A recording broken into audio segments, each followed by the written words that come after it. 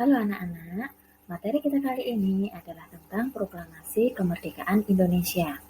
Materi ini dari materi IPS, Kompetensi Dasar 3.2 dan 4.2. Peristiwa menjelang Proklamasi Kemerdekaan. Pada waktu menjelang Proklamasi Kemerdekaan Indonesia dijajah oleh Jepang.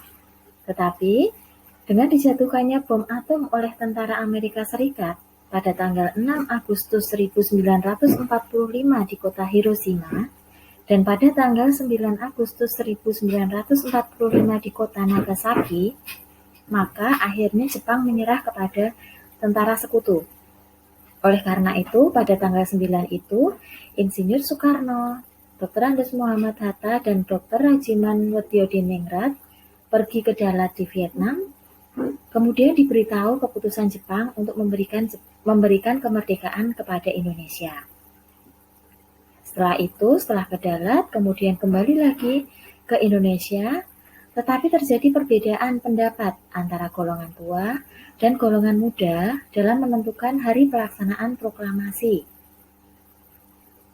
Golongan muda menginginkan secepatnya untuk melakukan proklamasi, sedangkan golongan tua masih menimbang-nimbang supaya tidak terjadi pertumpahan darah. Kemudian karena terjadi perbedaan pendapat seperti itu, golongan muda kemudian membawa Insinyur Soekarno dan Muhammad Hatta ke kota Rengas Dengklok dengan tujuan agar tidak mudah terpengaruh oleh Jepang. Kemudian pada tanggal 16 Agustus mereka kembali lagi ke Jakarta, kemudian menuju ke rumah Laksamana Tadashi Maeda untuk merumuskan teks proklamasi.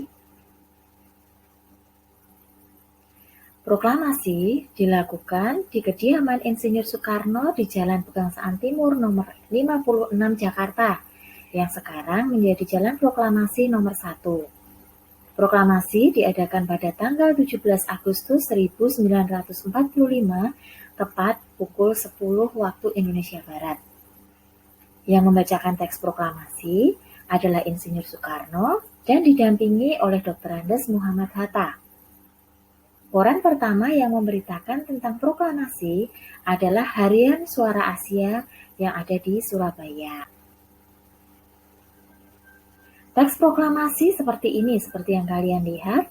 Yang bagian atas adalah konsep teks proklamasi yang ditulis oleh Insinyur Soekarno. Kemudian di bagian bawahnya itu adalah teks proklamasi yang sudah diketik dan dibacakan pada proklamasi kemerdekaan tanggal 17 Agustus.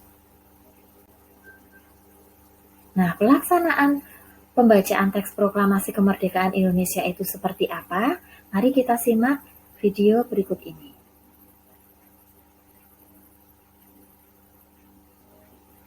Mohon maaf karena kesalahan teknis maka video tidak bisa ditampilkan di sini.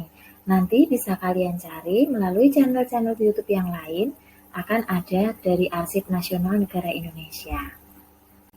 Saya lanjutkan. Makna proklamasi kemerdekaan. Proklamasi berasal dari bahasa Yunani proklamatio, yang berarti pengumuman kepada seluruh rakyat.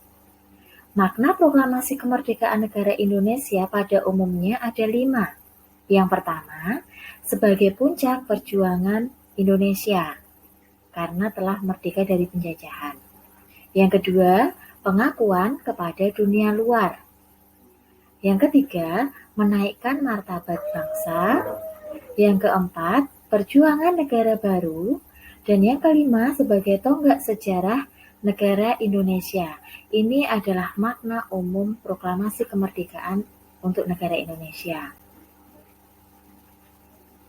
Kemudian, tokoh-tokoh dalam peristiwa proklamasi itu ada beberapa.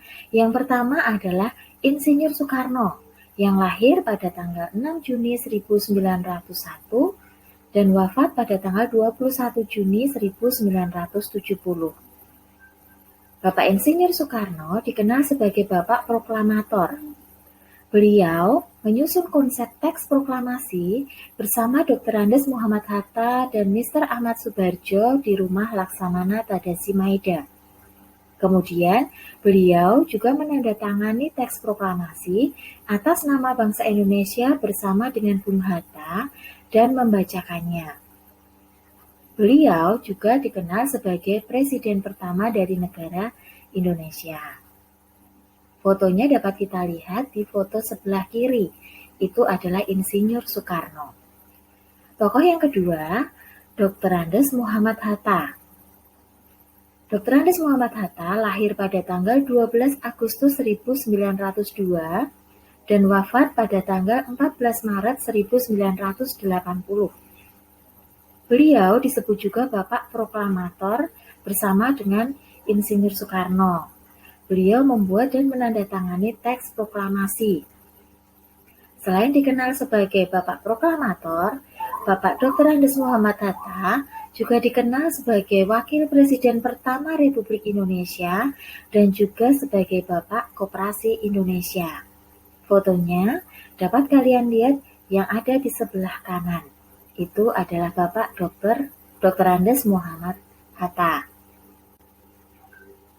Tokoh selanjutnya dalam peristiwa proklamasi adalah Mr. Ahmad Subarjo. Beliau lahir pada tanggal 23 Maret 1896 dan wafat pada tanggal 15 Desember 1978. Beliau dikenal sebagai Menteri Luar Negeri Indonesia yang pertama dan tokoh golongan tua yang menjembatani perbedaan pendapat antara golongan tua dan golongan muda dan yang memberi jaminan bahwa proklamasi akan segera dilaksanakan paling lambat 17 Agustus 1945 sebelum pukul 12. Jadi beliau yang menjanjikan kepada golongan muda bahwa proklamasi akan dilaksanakan sebelum pukul 12. Beliau juga konseptor naskah proklamasi dan pembukaan Undang-Undang Dasar 1945 pada kalimat, "Kami bangsa Indonesia dengan ini menyatakan kemerdekaan Indonesia." Foto dari Bapak Ahmad Subarjo ada di sebelah kiri yang mengenakan dasi kupu-kupu itu. Tokoh selanjutnya yang keempat adalah Laksamana Tadashi Maeda. Beliau adalah seorang perwira tinggi Angkatan Laut Jepang. Beliau juga teman dari Bapak Ahmad Subarjo. Beliau membantu Indonesia dengan menyediakan rumahnya untuk tempat persiapan konsep proklamasi. Mengapa memilih rumah Laksamana Tadashi Maeda? Karena rumah beliau merupakan salah satu rumah yang aman dari pasukan tentara Jepang. Fotonya ada di sebelah kanan dari Bapak Ahmad Subarjo. Itu adalah Laksamana Tadashi Maeda. Tokoh selanjutnya dalam peristiwa proklamasi adalah Bapak Sayuti Melik. Beliau adalah tokoh pemuda yang mengetik naskah proklamasi setelah ia sempurnakan dari tulisan tangan Bung Karno.